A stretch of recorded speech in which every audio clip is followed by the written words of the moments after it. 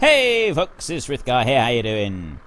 Right, this is why I didn't want to be driving in the field with, through the poplars themselves with the truck. Because, quite frankly, this doesn't feel like anything close to realism. I'm not getting an impression of real life here with poplar trees sort of floating up through the dashboard and all the rest of it. So let's get out of there and come out of the cab. I have finished doing these two trailers. I've filled these two trailers up, and my plan is, I was talking that maybe I wouldn't just do poplars on this episode. I'm going to do mostly poplars on this episode because I haven't done them at all yet, and considering how long they take to actually harvest and all the rest of it, it's very unlikely that I'm going to do them again before FS19 comes out. So yeah, we'll stick with it this time, because these are the only episodes that you can have of doing poplars and poplar harvesting, stuff like that. I figured, maybe we should stick with it. My question for this week is, when we get to Gorale in a couple of weeks' time, do you want me to focus on just doing the cattle first, or do you want me to focus on just doing the arable first? Now, we've got 100 cows, and so the very first task that we're going to do is get water and grass in for the cows, so they've got basic food and basic water. After that, I will either harvest all the arable crops that are ready to harvest on any of the land that we already own. I'm not going to buy new fields straight away. We'll worry about that afterwards. So I will harvest the fields that we own and then get them ploughed and cultivated and the next crops sown. Or, after we've done the water and the grass for the cows, we can then go and mow some more meadows and stuff and make some hay and make some silage and get everything ready for the cows so that they can have total mixed ration and everything that they could possibly need as soon as the straw is available from doing the arable stuff. So, do you want me to focus on cows first or arable first? It's your vote, it's your game. Head in the comment section down below, let us know which one you want and why. Oops, no, I didn't want to do that. And why. And of course, don't forget to actually cast your vote in the top right hand corner. Now, I'm going to change that one over, and let's just see how much it's going to be worth. I think it's, what was it, 250? 250 at the moment we get for this. And have I done it? Yes. That would be a little bit more realistic, but it does seem to take rather a long time for the grain to all run out. Not grain, wood chips. Takes a long time for the wood chips to all run out.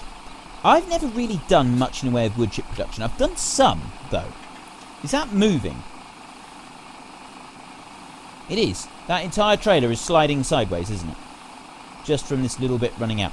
One little detail of this game that I absolutely hate is the way that the machinery drifts when you're filling it or emptying it. And it's something that really, really bugs me about this game. I don't know why it irritates me quite as much as it does. It shouldn't really. It's not like that bad a thing. We had 25,000 last time, didn't we, for that trailer? So we've lost 5 grand per trailer on the big trailers anyway. This one was 15,000, wasn't it? And I bet this one drifts as well, just a little bit. Doesn't seem to drift as much. Maybe it's not. It might just have been where the way that we were parked on the hill there a little bit. I'm not quite sure. Yeah, so something that we will have to have a look at again. Right, that one was... So we've lost 2,000 off of that one, but we lost 5 grand off the first one. Obviously, the price drop was more significant after the first trailer fall. It's now dropped by another $50 per 1,000 litres, so we're less than $200 per 1,000. It's really not going to be worth doing very much more. What I think I will do is I will fill these 2 trailers once more each, and I'm going to tow them along with the actual forager this time instead of using the follow me and sort of chasing alongside them this time, like we did in the first episode. Well, actually we did it part of yesterday's episode as well, didn't we? Rather than using the follow me, I think it would just be a little bit quicker if we can have the forager towing it itself, because then we can... we don't have to... Actually, no. I'll tell you what. I'll just follow it along with the tractor, with the truck and the trailers. We can keep them both hitched together and do it like a road train in the field. But I think one more load will suffice. We won't do any more than that. And then you guys, when you take over the save game file after next week, you can do it however you wish. You can either just give up on these poplars altogether and plough them in, or you can carry on harvesting and stockpile them so that you can get more money later on. I'm beginning to think that poplars is really not worth the time and the effort, because it's such a slow task if you're doing it properly. If you're doing it without these mods to like harvest quicker, it seems to be such a slow time consuming job that there's the smoke. I love that smoke. It's really not worth the time and the effort. That's the impression that I'm getting, is the money and everything from it. You'd be far better off to do right, hang on, what am I doing? I want to press that one. I'm pressing backwards instead of slowing down the 6 miles an hour, I think. There. Let's speed up a little bit. So I should, in theory now, if I engage the it's not autopilot, what is it? Cruise control! That's the word I'm looking for. If I engage a cruise control, we should just be able to go along about the same speed as the harvester. But yeah, I'm beginning to think that it's really not worth the time and the effort that it takes to plant these things and then harvest them and sell them, especially considering the way that the price drops so fast. If there was a great demand going, if the price was right and then there's a great demand for wood chips, then yeah, probably there would be. But it would mean that we would have to be stockpiling them. So maybe that would actually, I'll tell you what, it might actually be worth it if we were to do that. If we were to stockpile these things, if we were to like pile them all up there in field 6 or something like that, and then when the price goes up and you get a great demand on wood chips, because with the great demand the price doesn't drop. You can keep selling continuously and the price doesn't drop. So if you have a great demand on wood chips, price not dropping, that then it would become a profitable enterprise. But the way we're doing it, I think that we've actually spent more money getting these things planted than we're getting back for them. So we haven't done very well on this at all. But I think that there may be a little bit of hope in the future. That being said, I've still got no intention of doing these again, because quite frankly, if we're going to be using the forager and everything, I don't think we should worry about doing the wood chips. It takes so long to get them planted now. We just do some silage. We do some maize silage. It's much the same thing. And the whole process is a little bit quicker. So, yeah, I think that might be the way forward. Nighttime is coming. The lights have come on the forager. This one has got, it's got lights all the way around. It's got a nice lot of lights on the spout as well, which is a really good thing. I've not done a lot of actual forage work in the dark. I've done combining in the dark. I've done combining until 3 a.m. You get tired doing that. But actual using a forager, I think I've only ever done it past sundown once in my life. We just wanted to just finish a field that we were working on. But generally speaking, no, we didn't. We would stop as it was getting dark, and then you empty out the last of your trailers, and then you all go home. Come back and do it the next day. It's not that difficult to do it, really, if you think about it, while you're working in the dark. The main difficulty comes with the poor person who's operating the actual forager themselves, because what they've got to do is they've got to keep the forager running,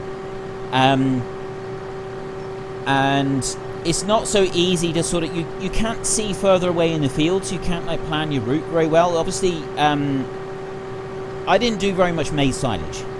Most of the stuff that we did was swaths of grass on the ground with a pickup reel on the front, and you can see ahead of you. You can see in front of you where it's coming into the forager, but it's a lot more difficult. You plan your route a bit better when you've actually got light around you. When you've got the sunlight and the whole field is lit up, you can see where you're going and you can see where you're gonna go.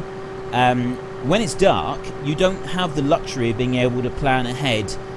You're just what you can see right in front of your window, and that ends up making it a lot more difficult to run the forager.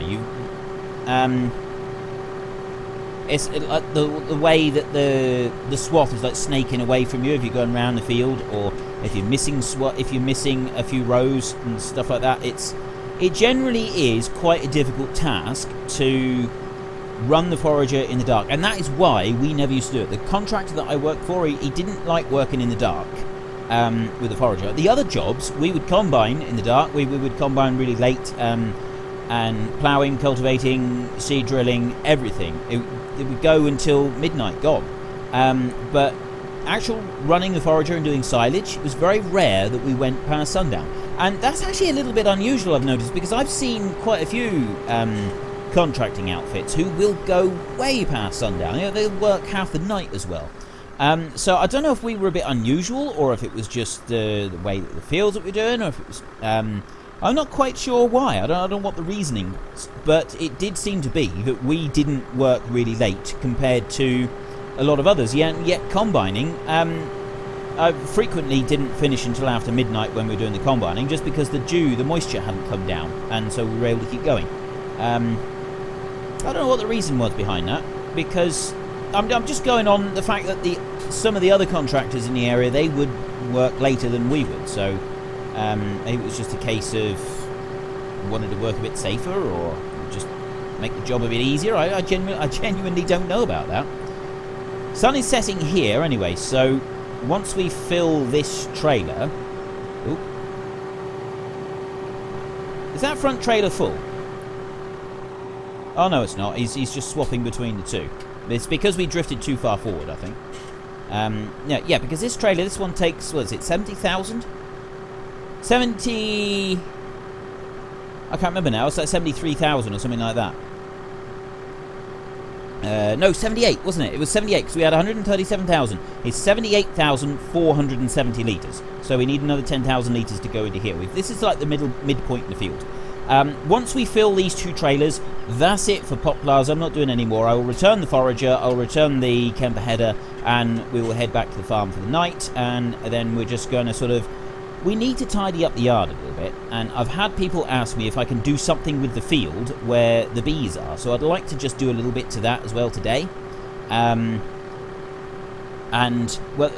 I've been asked if I could cultivate it, but I was actually thinking, well, maybe we could like put it down for gravel or something. We use the ground modification mod. A couple of people did warn me that they've had some issues with that, and I'm not quite sure what issues they would be. I've used it a little bit on this map, but I am cautious about using it anymore on this map, because I don't want to give you a save game file that is like really corrupted and horrible. And I think that if I do use the ground response too much, it could end up causing trouble for you. Maybe I just need to test, like, not having it installed, and then go back and see if the changes that it makes to the map are still stored or not. That might be better if I do that. I think I might just cultivate the field and cultivate around the buildings, and we'll use that as the surface that we work off of rather than anything else, because essentially it's going to come out as like compacted earth like that. Yeah, it's definitely filled the front one now completely. I think that the time has come for me to stop doing Poplars. I will fill this trailer now, and then I'll get back to you while we sell it, and then we're going to go and spend the night, and we can get working back on our field back at the main yard, just to sort of make the alterations that we wanted to make down there, because quite frankly this is starting to get a little bit dull, and I've run out of things to talk about as far as running a forager is concerned, because I've never done the Poplar stuff before, and also partly because my mind is... I'm thinking a lot about playing other games and what other games we're going to do and how it's going to work and how it's going to affect the channel. So I'm slightly distracted this week, and I do apologise for that. I might just end up talking about some other games in a little while, but we'll see. I'm going to fill this trailer up first, and then I'll get back to you. We're nearly finished now. We've actually done really well on this field. We've done a lot more than I thought we'd have done. Still got no clue, because obviously I record all of my Goldcrest Valley episodes before you get to see the first one, so I've still got no idea if fertiliser would have made any difference to the yield that we've gotten from this field. It would be interesting to know that. Maybe, if anybody knows if fertiliser does make a difference, then please head in the comment section and let me know. Otherwise...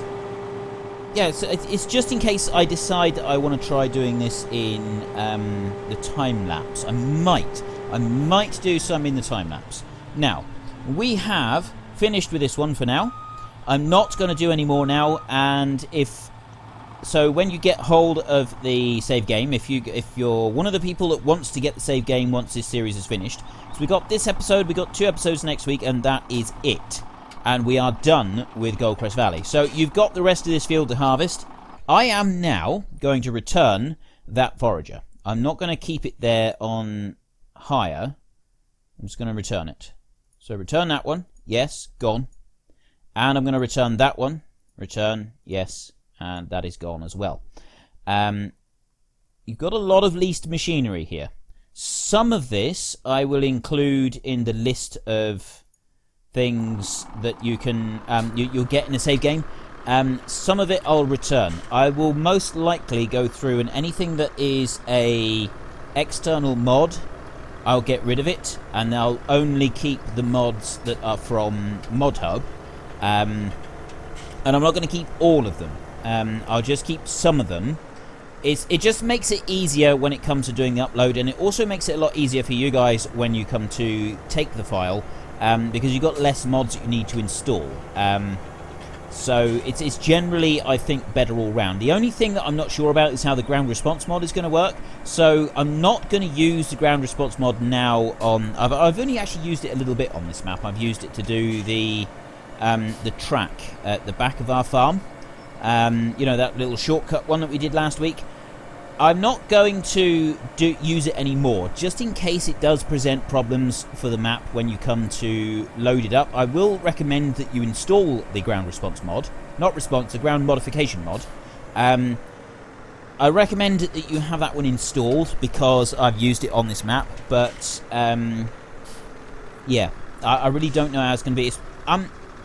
I'm a little bit concerned because people have reported some issues with it, and I think that a lot of the issues do stem from mod clashes rather than the actual mod itself. But that being said, there does seem to be a bit of an issue. I've swapped the trailer the door opening so it does this. I know it's unrealistic, but I don't really want to hang around and wait for the stuff to come out, all of the wood chips to come out through a little chute door on the back. I thought this would be a fair bit faster. There's not a lot else to do tonight. We want to spend the night, and we want to get to, well, we're down to 15,000. That's, oh no, it went down to 19,000 for the last one, having been 25,000 the first time, wasn't it? That's jumping around an awful lot up there. That's brilliant. So what was this one last time? I think this was like it started at 15,000 and then it went down to 13,000. So we'll see what it is this time. It's below 200 per 1,000 litres at the moment. So what have we got? Final trailer. This is it for our wood chips. We're not doing any more wood chips. 11,000. And that is on a price of 188. So it's not going to drop very much more by the look of it.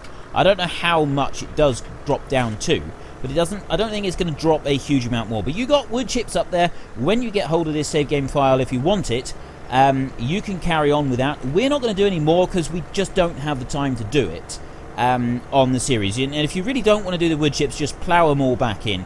I'm assuming you can plough them back in. If you can't, you're going to end up... You're going to have to find a way to harvest them. That's all there is to it. So I would assume that you could plough them in. I don't think that you'd have to leave them there and not be able to do anything with them. I'm sure of that. Absolutely certain. Anyway, I'll see you in the morning back at the yard, and we can just do a little bit of cultivating around all of the slow bee pack. Do a bit of cultivating all around that so that it looks a little bit more tidy, because the stubble field apparently is really irritating for a lot of you to look at. It's really bugging you, and you want it to just generally look a little bit more tidy. And quite frankly, our yard is looking a bit scruffy as well. We got bits and pieces all over the place, and we could do a little bit of a tidy up.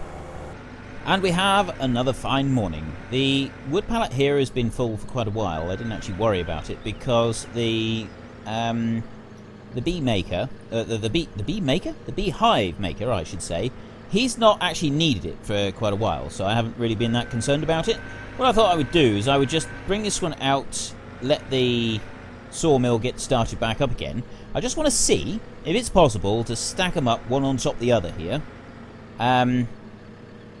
Because if it is, I was actually wondering if I should start doing running one of these sawmills in the time-lapse, because Rattlesnake Valley has actually got one of these sawmills built into it. I think it may even have 2 of these sawmills built into it. But if I could stack them, one on top of the other like this, and get them maybe on like a train or something, because you can load these pallets onto the train on there. I could get like a couple of loads of this timber all ready, sorted out. That'd be actually pretty cool, I think, to be able to do that. Anyway, so I can stack them up, one on top of the other. It does look pretty tidy. Quite pleased with that, actually. Nice little bit of stacking there. It's not quite centre. Room for improvement. There is definitely room for improvement on that. Okay, well, let's not worry about that. What we're going to do is we're going to do a little bit of cultivating. We want to cultivate the field over there. I've got a little bit of honey milk here. It's not a full tank because I think it's honey that I was waiting for. I'm not quite sure, but anyway, I got a little bit of honey milk here that I can sell. The milk sold as per usual in the middle of the night from the cows, which has given us I can't remember how much money we had last night. I genuinely can't remember, so I'm not going to worry too much about that. But we're about breaking even these days on cost and expenditure because of the milk that's coming in. It's offsetting the cost of the other animals and things like that. What do we get for this little lot? That's 6,600. The honey milk, you get some money, but the amount of work that has got to go into moving everything around does sort of make me think it's not really worth the time and the effort to do it. The sawmill itself, there are other factory units that you can get, so you can take like the timber from there and you can put it into you take the timber, you put it into, I think it's like a pallet maker, and then the pallet maker in turn, you get the pallets from there and you take it to other factories and you get pallets of all sorts of different produce that you can get, and it does seem to be worthwhile. It seems to be worth all of the effort, but for some of it just doesn't seem to be worth the effort. Now all we've got for doing this field, we're going to cultivate this, we're not going to use the ground modification thing. All we've got is this huge great cultivator over here. It's not the biggest one anymore. That crown is now taken by the Big Bud DLC. There's a few cultivators in there that are bigger than this one, but this is the one that we've got, so this is the one we'll use. We back out of this shed, spin it round on a dime. There we go. And we're going to start. We've got to be careful not to put the cultivator over that. That there, we did that on our very first episode. It was our very first episode in FS17. We'd never played the game before, and that was our test for the tip anywhere. That little pile of grain there, that right there, ladies and gentlemen, is a pile of history. It's not a pile of grain, that is a pile of history. Just keep that in mind when you take over this map. You're handling history, you're handling something that is... It's going to be remembered down the ages. Okay, maybe not quite, but, you know, might be remembered by a couple of people, I suppose. You know, just a few. You do have to be careful of the cultivators because they do actually delete piles of stuff that is put on the ground. Someone on, I can't remember where it was one of the forums or something like that, they actually said, be really careful with the cultivators. I didn't realise, but I just found out that the cultivators delete your sugar beet. Upon further investigation, it turned out that this poor soul, who was completely unaware that the cultivators would delete his sugar beet. Right, that is going to destroy the corner of that building, so I've got to be a little bit careful. It's not easy to turn this Challenger, and I am cultivating round corners and doing everything that I shouldn't do with the cultivator right now, but I'm hoping that you can overlook that. Right, let's come on down here. Let's just do a straight line through. We'll worry about tidying up these really small, awkward bits in a while. We might have to just get another cultivator to do that. How's it going to get round this corner? Okay, we can get round there. Yeah, so anyway, this poor soul, turns out that he hadn't just cultivated over a few sugar beets. He had put sugar beets down the side of his field, and I don't just mean a few. He had done a harvest. It was like an absolute huge harvest, kind of like I did with the time-lapse near the end of my series here in Goldcrest. And he'd done this harvest, and he had millions of litres of sugar beet. Right, there was hours and hours and hours of work had gone into this. I mean, absolutely ages. He had been doing this sugar beet harvest, masses of it, and there was loads and loads of sugar beet, and he had them in a huge, great big stockpile down the side of his field.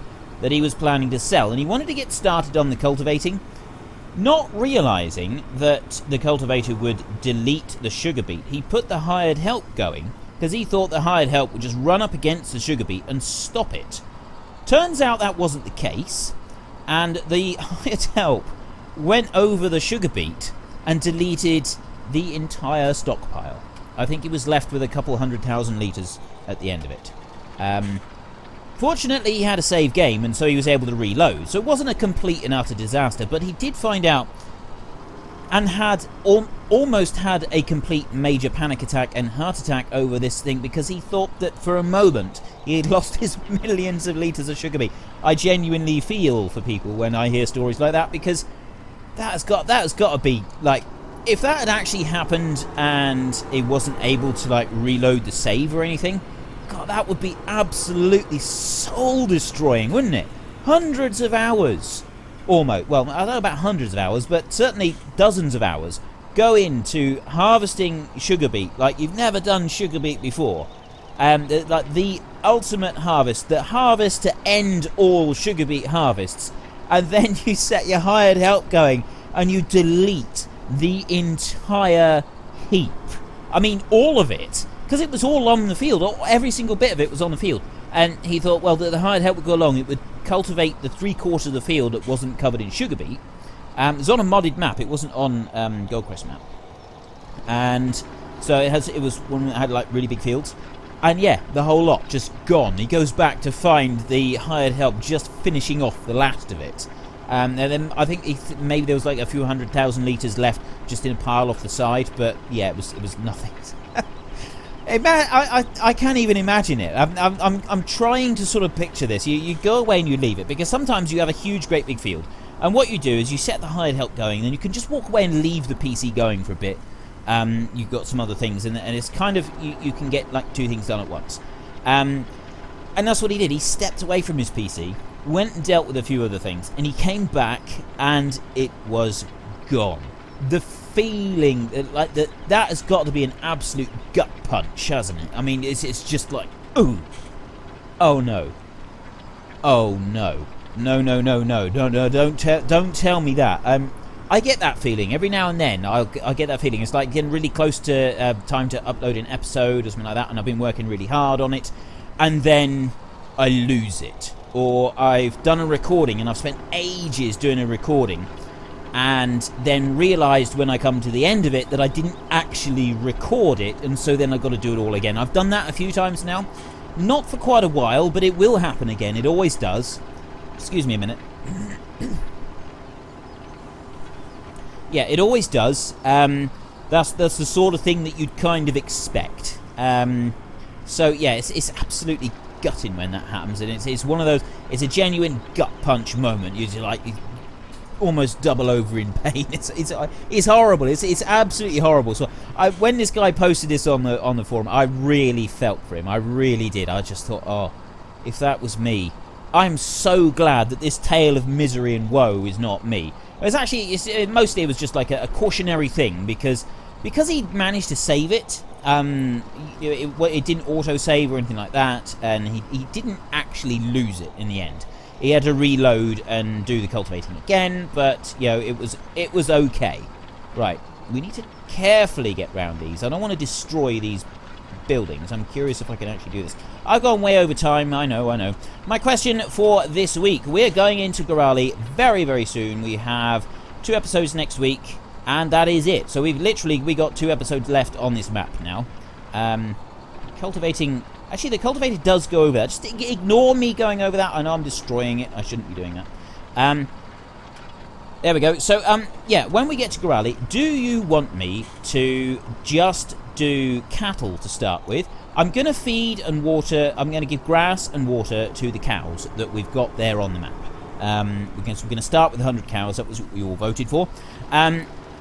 So after I have given water and grass to the cows, do you want me to continue focusing on the cows and get some silage ready for them and get some we want to get silage and get hay, and get that all baled up back to the yard, get it all ready so that we can then sort of go into cow production on a bigger scale and get the total mixed ration in ready for them and all of that stuff? Or would you rather I got the cows started just with the grass and the water, and then I went and focused on any of the arable fields that we own that are ready to harvest, get them harvested, get them cultivated and ploughed and planted ready for the next round before I go back to the cows? So which do you want me to do first? Do you want me to do the arable first, or do you want me to do the cows first? It's your vote, it's your game. Head in the comment section down below, let us know which one you want and why, and of course don't forget to actually cast your vote in the top right hand corner. That is, you know, I think we've had a pretty good go at this. We've got a little bit there that I'm going to struggle to get to, and we've got a little bit over there that I'm going to struggle to get to. Actually, I might be able to get to that bit. Just before we go, just that one last... I'm going to fold this up. It'd be a lot easier if I just fold it up. I can whiz round the outside then. A little bit further. A little bit further. Right, so this week we have got Whatever Valley, 3 episodes at the end of the week, as per usual. And then next week I start my new upload schedule. I'm going to trial it for a month or so. Just sort of see how it goes, see what people think of it, and how it kind of all works out. It might not be for everybody, and I apologise for those people that genuinely don't like this idea at all, but I feel that it is time to start doing something new, especially considering the responses that I had when I asked this question about whether I should start new material, because the last time I asked this question, 98% of people said Farming Simulator, 2% of the responses said do something other than Farming Simulator. And this time round, I had over 30% of people, actually it was a fraction under 30%, asking me to do other stuff besides Farming Simulator. So I feel that is an indication of the direction of this channel, or at least the direction that you, the fans, are wanting things to go. And so there is going to be Farming Simulator stuff. It's always going to be a home for Farming Simulator, but it is time to start branching out based on what people have been saying. So next week we start that. I will do Monday and Tuesday of Goldcrest Valley. Wednesday and Thursday will be Whatever Valley, and then Friday and Saturday will be new and exciting games. I don't know which games yet. Next week will be Spin Tires and Euro Truck Simulator. After that, it'll be down to you guys. You suggest and just vote on the comments that you see. Just give them all thumbs ups, and then I can see which ones are the most popular ones, and those are the ones that I will take a look at. But anyway, if you've enjoyed this episode, then please head down below and give me a like, and if you really enjoyed it, then please tell your friends all about me. Get them to come and watch as well. That would be awesome. Yeah, sorry about that. Yeah, I just realised I got a bale spike on here. I've been using the pallet forks to move those bales there around, and I should have been using the bale spike. But anyway, until next time, thank you very much for watching. This is Frithgar. Goodbye, and see you later.